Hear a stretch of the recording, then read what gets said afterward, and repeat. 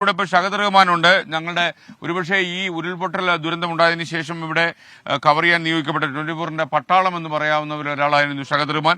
ഷഹദ്, നമ്മളിപ്പോൾ ഈ പുത്തുമലയിലെ ഈ സംസ്കാര ചടങ്ങുകൾ നടന്ന ഈ പ്രദേശത്തെ ഒരുപാട് പേരുടെ ബോഡി അടക്കിയിട്ടുള്ള ഈ സ്ഥലത്ത്, മൃതദേഹങ്ങൾ അടക്കിയിട്ടുള്ള സ്ഥലത്താണ് നിൽക്കുന്നത്. പുത്തുമല എന്ന് കേൾക്കുമ്പോൾ തന്നെ ഒരു ദുരന്ത പ്രതീകം പോലെയാണ്.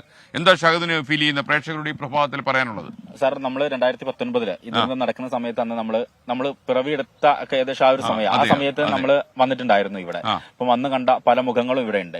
ഇപ്പം നമ്മളിപ്പം കഴിഞ്ഞ ദിവസങ്ങളിൽ, കഴിഞ്ഞ ഒരു മാസക്കാലമായിട്ട് നമ്മൾ ഇവിടെ വന്ന് നിൽക്കുന്നത് ചൂരൽമല, മുണ്ടക്കൈ, പുഞ്ചിരിമട്ടം മേഖലയിലാണ്. ഇപ്പം ഇവിടുത്തെ ആൾക്കാരുടെയും അവിടുത്തെ ആൾക്കാരുടെയും പ്രധാനപ്പെട്ട ഒരു ആരോപണം എന്ന് പറയുന്നത്, ഇപ്പം അല്പം മുമ്പ് പലരും സംസാരിച്ചപ്പോൾ പറഞ്ഞു, ഒന്ന് ഇവർക്ക് അടിയന്തരമായിട്ട് കിട്ടേണ്ട ധനസഹായം ഇതുവരെ ലഭിച്ചിട്ടില്ല എന്നുള്ളതാണ്. ഇന്നലെ നമ്മൾ വാർത്ത കൊടുത്തിട്ടുണ്ടായിരുന്നു. ഏകദേശം 200ഓളം പേരാണ് നമ്മളുമായി ബന്ധപ്പെട്ടിട്ടുണ്ടായിരുന്നത്. സമാനമായ രീതിയിൽ ഈ 300 രൂപ ദിവസവും കൊടുക്കാനുള്ള 300 രൂപ പലർക്കും കിട്ടിയിട്ടില്ല. പിന്നെ ഇപ്പം ഇവിടെ സംസാരിച്ച എല്ലാവരും പറഞ്ഞു സൂചിപ്പാറയുടെ കാര്യം. ഈ ചൂരൽമലയിലും മുണ്ടക്കയിലും അതുപോലെ തന്നെ പുഞ്ചിരിമട്ടത്തൊക്കെ ജീവിച്ചിരുന്ന അല്ലെങ്കിൽ അവിടെ താമസിച്ചിരുന്ന ആളുകളൊക്കെ തന്നെ ഈ പറയുന്ന സൂചിപ്പാറ മേഖലയിലാണ് ജോലി ചെയ്തിട്ടുണ്ടായിരുന്നു. പ്രത്യേകിച്ച് ജീപ്പ് ഓടിച്ചിട്ടും അങ്ങനെയൊക്കെ. കാരണം അത് ടൂറിസം സ്പോട്ട് ആയതുകൊണ്ട് ആ മേഖലയിലായിരുന്നു ജോലി ചെയ്തിട്ടുണ്ടായിരുന്നത്. അപ്പം അത് ഉടൻ തന്നെ തുറന്ന് പ്രവർത്തിക്കുക എന്നുള്ളത് അത് ഇവിടുത്തെ മൊത്തം വികാരമാണ്, വലിയൊരു വികാരമാണ്. മാത്രമല്ല ഗവൺമെന്റ് സമ്മർദ്ദം പോയിട്ടുണ്ടല്ലോ അല്ലേ?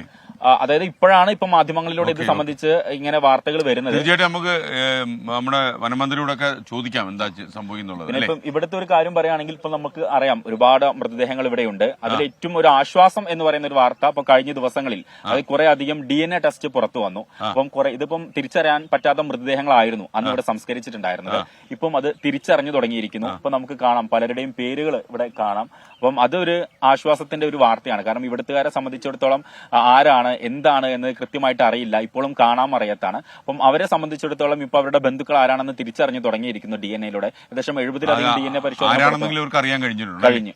തീർച്ചയായിട്ടും പ്രിയപ്പെട്ട പ്രേക്ഷകർക്ക് അറിയുന്ന പോലെ നമ്മൾ ഈ ഇന്ന് 9 മണി വരെയാണ് നമ്മൾ ഈ മോർണിംഗ് ഷോ ഉള്ളത്. 9 മണി കഴിഞ്ഞാൽ ഈ വയനാട് പ്രേക്ഷകരുടെ ജില്ലാ സമ്മേളനം, വയനാടിനെ വീണ്ടെടുക്കാൻ എന്റെ കുടുംബം വയനാടിനൊപ്പം എന്ന പദ്ധതിയുടെ പ്രഖ്യാപനമുണ്ട്. അതേപോലെ ഇന്ന് ഈ ദുരന്തം ബാധിച്ച വളരെ അത്യാവശ്യം സഹായിക്കേണ്ട കുറച്ച് ആൾക്കാർ കുറെ സഹായധനം പ്രഖ്യാപിക്കുന്നുണ്ട്. കുറച്ച് ജോലിയും അതുപോലെ അവർക്ക് കുറച്ച് പേർക്ക് അല്ലാത്ത ചില സൗകര്യങ്ങളൊക്കെ നമ്മളിന്ന് കൊടുക്കുന്നുണ്ട്. അതുപോലെ നമ്മുടെ അമേരിക്കയിൽ നിന്നുള്ള ചില മലയാളികളൊക്കെ സഹായിച്ചിട്ട് ഒരു ഓട്ടോറിക്ഷ നമ്മളിന്ന് കൊടുക്കുന്നുണ്ട്. അപ്പോൾ അതൊക്കെ 9 മണിക്ക് ശേഷം നമ്മളുടെ കൽപ്പറ്റയിലെ ചന്ദ്രഗിരി ഓഡിറ്റോറിയത്തിൽ നടക്കും.